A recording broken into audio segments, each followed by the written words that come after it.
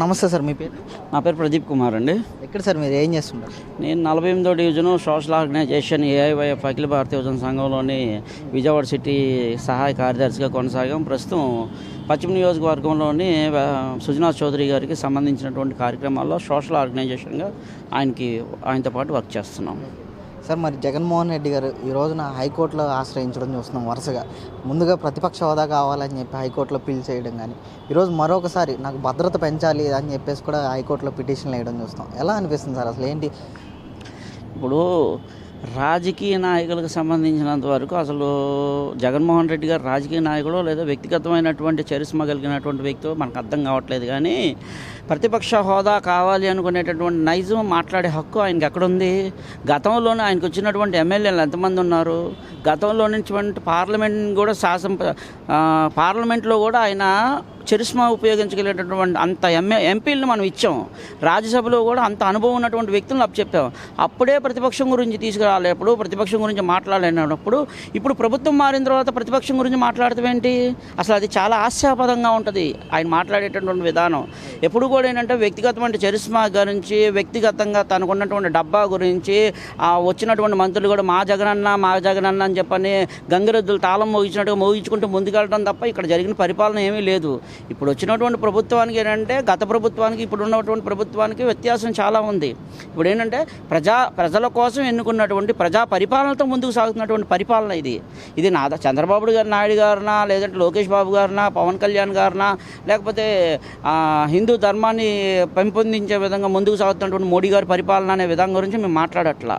ప్రజల చేత ఎన్నుకోబడినటువంటి పరిపాలనా విభాగంలోని ముందుకు అడుగేస్తుంది. ఈ పరిపాలన చాలా బాగుంది. దీనికి ప్రత్యేక హోదా కాదు కావాల్సింది. ప్రత్యేకంగా మనకు కావాల్సినటువంటి ప్రత్యేక హోదా కావాలి అంటే మనకు వనరులు సదుపాయాలు ఏమీ లేకుండా ఉండాలి. ఈ రోజునాడు ప్రత్యేక హోదా గురించి మాట్లాడాలి అంటే ఎటువంటి అసలు ఆటంకాలు లేనటువంటిది కానీ ఇంకో విధంగా కానీ మాట్లాడే ఇది ఉంటుంది. కానీ ప్రత్యేక హోదా గురించి కంటే కూడా మనకి కావాల్సినటువంటి సదుపాయాల గురించి, మనకి సదుపాయాలు ఏం కావాలి? మెయిన్గా మనకి అసలు గత ప్రభుత్వంలో అంతకుముందు ప్రభుత్వం పునాదేసినటువంటి రాజధానిని గత ప్రభుత్వం అసలు పట్టించుకోవాలా. మళ్ళీ వచ్చిన తర్వాత రిటర్న్ బ్యాక్ వస్తున్నాయి కంపెనీలు. అమ్మో 20,000 మందికి ఉపాధి కల్పిస్తాను వచ్చినటువంటి ఒక కంపెనీని విశాఖపట్నం నుంచి తరిమేశావు. ఇప్పుడు ఆ కంపెనీని మళ్ళీ తీసుకొచ్చుకోవడానికి మీ ఆంధ్రాలో తప్ప మేము ఎక్కడైనా పెట్టుబడి పెడతామన్నారు. ఎంత హాస్యాస్పదం ఇది! ఒక ముఖ్యమంత్రి అంటే 10 కాలాల పాటు ఉండాలి. రాళ్ళ మీద చెక్కించుకోవడానికే నువ్వు దరిదాపుగా ఎన్నో వందల కోట్ల రూపాయలు వేచించడానికి నువ్వు వేచించావంటే అసలు నీకు ఎలా మేము వందనాలు చెప్పాలో కానీ హ్యాట్సప్ చెప్పుకోవాల్సి వస్తుంది. నువ్వు నీ పరిపాలన అంత దరిద్రంగా ఉందో చూపించాల్సి వస్తుంది. దాని గురించి అసలు హాస్యాస్పదం అండి. ప్రత్యేక హోదా అనే విషయాన్ని ఆంధ్రప్రదేశ్ ప్రజలు మర్చిపోయారు. అవసరం లేదు. మనకు విధి విధానాల్లో కావాల్సినటువంటిది డెవలప్మెంటు. ఆ డెవలప్మెంట్ మీద ముందుకు అడిగేస్తున్నారు చంద్రబాబు నాయుడు గారు కానీ, పవన్ కళ్యాణ్ గారు కానీ. అనదరగా మోడీ గారు సహకారాలు మన ఆంధ్రప్రదేశ్ మీద దండుగా ఉన్నాయి. బాగా జరిగిద్ది. దాని గురించి ఆలోచించక్కర్లా. అంటే సరే, అంటే ఈయనకి భద్రతా ముప్పు ఉందని చెప్పేసి హైకోర్టులో పిటిషన్ వేయడం, ఎందుకంటే ఇంకా ఉన్న భద్రత పెంచాలి, నీకు ఇచ్చిన వెహికల్స్ని కూడా రీమోడలింగ్ చేసి ఇవ్వాలి, కొత్త వెహికల్స్ ఇవ్వాలి అని చెప్పేసి ఇలా హైకోర్టులో పిటిషన్ వేయడం ఆయన ఎలా అనిపిస్తున్నారు? ఇప్పుడు సీఎంగా ఉన్నటువంటి వ్యక్తి ప్రజల కోసం ఏ రోజైనా ముందుకు వచ్చాడా? ఒకవేళ ముందుకు వస్తే పరదాలు కట్టుకొని ప్రత్యేకమైనటువంటి భద్రతని, భద్రతతో పాటు వ్యక్తిగతమైనటువంటి భద్రతని అమర్చుకొని ముందుకు వచ్చిన వ్యక్తి. ఇప్పుడు నువ్వు అతి సామాన్యమైన ఎమ్మెల్యే మాత్రమే. నీకు ఒక ఎమ్మెల్యేకి 2 గన్మ్యాన్లు ఇస్తారు. కానీ నీకు గత ప్రభుత్వంలో ఉన్నటువంటి మాజీ సీఎం హోదాలోనే నీకు చాలా ప్రభుత్వం అలాగే కొనసాగిస్తుంది. బుల్లెట్ ప్రూఫ్ కారే ఇచ్చింది. మామూలు కారులో నువ్వు ప్రయాణం చేయట్లా. అంతకంటే భద్రత అనేది ఉండదు. కిరణ్ కుమార్ రెడ్డి గారు మాజీ సీఎం గారే, కానీ ఆయన కంటే కూడా భద్రత నీకు ఎక్కువ ఉంది.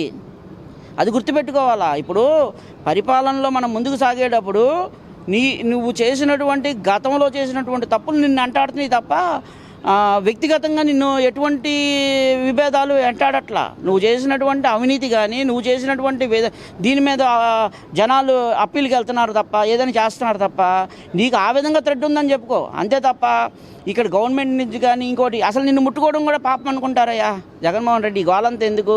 నీ మీదకు మాట్లాడాలన్నా, నిన్ను ముట్టుకోవాలన్నా, నీతో మాట్లాడాలన్నా, నీతో చెయ్యాలన్నా కూడా ఈ రోజునాడు ఆంధ్రప్రదేశ్ ప్రజలు చీ అనుకుంటున్నారు. అసలు నిన్ను ముట్టుకోవడం కూడా అనవసరం. నీకు భద్రత గురించి కూడా అక్కడ నువ్వు ఎక్కడ వచ్చినా కూడా నిన్ను అసలు పట్టించుకోరు. సార్ అంటే ఏదైతే నిన్న నాదెళ్ల మనోహర్ గారు చేసిన వ్యాఖ్యలను కూడా ఈరోజు వైసీపీ వాళ్ళు వక్రీకరిస్తున్నారు. ఏదైతే రేషన్ వెహికల్స్ అనేవి కూడా ఇక్కడి నుంచి ఆపేస్తాము, ఎవరైతే ఇబ్బందుల్లో ఉన్నారో వాళ్ళకి డోర్ డెలివరీ చేస్తాము అని చెప్పేసి కూడా హామీ ఇవ్వడం చూస్తాము. అంటే ఏంటి రేషన్ వెహికల్స్ అనేవి అవసరం ఉన్నాయంటారు ఈ రోజున డోర్ డెలివరీ విషయంలో ఏం చెప్తారు? అంటే ఒకటండి, ఇప్పుడు ప్రభుత్వానికి సంబంధించినటువంటి ఆధునీకరణలో ఒక్కొక్క గవర్నమెంట్ ఒక్కొక్క విధంగా ముందుకు అడిగేస్తూ ఉంటుంది. ఆ అడిగేసే విధానాల్లోనే ఒక్కొక్క స్కీమ్లోకి సంబంధించినంత వరకు ఒక రూట్ ఉంటుంది. ఆ రూట్ని అనుసరిస్తారు. ఇప్పుడు ప్రజలకి అవసరము అనుకొని ఒకవేళ నారేంద్ర మనోహర్ గారు ఈ వెహికల్స్ తీసేద్దాం అనుకున్నారు. స్టిక్కరింగ్ ఈ రోజు నాడు కూడా ఇంకా స్టిక్కరింగ్ అనేది కూడా గత ప్రభుత్వాల స్టిక్కర్ ఆనవాళ్ళు కనబడుతున్నా కూడా పట్టించుకోకుండా వెళ్తుంది ప్రభుత్వం. ఎందుకంటే సానుభూతి అది. అవన్నీ తీస్తే ఇప్పుడు చాలా ఇవి వస్తాయి అని చెప్పని. ఇప్పుడు 2వ నెల అయిపోయింది, 3వ నెల 100 రోజుల పరిపాలనలో చాలా వరకు వ్యత్యాసాలు వస్తూ ఉంటాయి. ఇప్పుడు మన నాదెళ్ల మనోహర్ గారు ఒక కార్యక్రమం చేయాలనుకునేటప్పుడు ఇది అవినీతికి అరికట్టాలి అనే భావం మీద ఎక్కడికి వెళ్తుంది అంటే స్టోర్ రూపంలో వెళ్తూనే ఉంటాయి. ఇప్పుడు దీంట్లో ఇచ్చినటువంటి పంచదార కానీ రేషన్ కానీ సరిగా సక్రమంగా అందుతుందా లేదా ఏంటి ప్రజల నుంచి వ్యతిరేకత వస్తుంది కదా. బాబు మా ఇళ్ళ కాడికి వస్తుంది, మాకు ఎటువంటి ఇబ్బంది లేదు, దీన్ని కొనసాగించండి అని అప్పీలు పెట్టినప్పుడు ప్రజల కోసం ఎన్నుకున్నటువంటి ప్రజానాయకులు అందుబాటులో ఉంటున్నారు కదా. ప్రజా దర్బార్ ఉంటుంది కదా. ప్రజా దర్బార్లో 10 మంది ఆయన మాలాంటి వాళ్ళు వెళ్ళి సార్ ఈ వెహికల్స్ కొనసాగించండి అని అన్నారు అనుకోండి, కొనసాగిస్తారు. అవసరం లేదనుకోండి, ప్రజల నుంచి యాక్సెప్టేషన్ లేకపోతే అవకాశం లేదనుకోండి, అవసరం లేదు కదా. దీనికి ప్రజల నుంచి ఎటువంటి స్పందన వస్తుందో దానికి భిన్నంగా అయితే కొనసాగదు ఈ ప్రభుత్వం, అనుకూలంగానే సాగిద్ది. 100% ప్రజలకి అవసరమైనటువంటి సానుకూలమైనటువంటి స్పందన ప్రకారంగానే ముందుకెళ్తుంది. దీని మీద మాత్రం ఆ వెహికల్స్ అవసరం అనుకోండి కొనసాగిస్తారు. అయితే మాడిఫికేషన్ చేయడం మాత్రం చాలా అవసరం. ఎందుకంటే విధానాలు మారే కొద్దీ కూడా మాడిఫికేషన్ చేయడం అనేది చాలా అవసరం.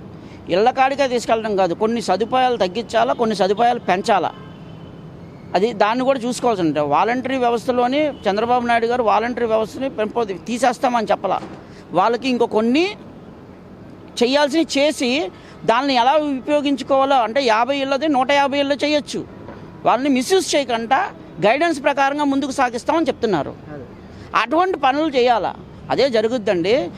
వెహికల్స్ని తొందరపడి తీసేస్తారని చెప్పి నేను అనుకోవట్లా.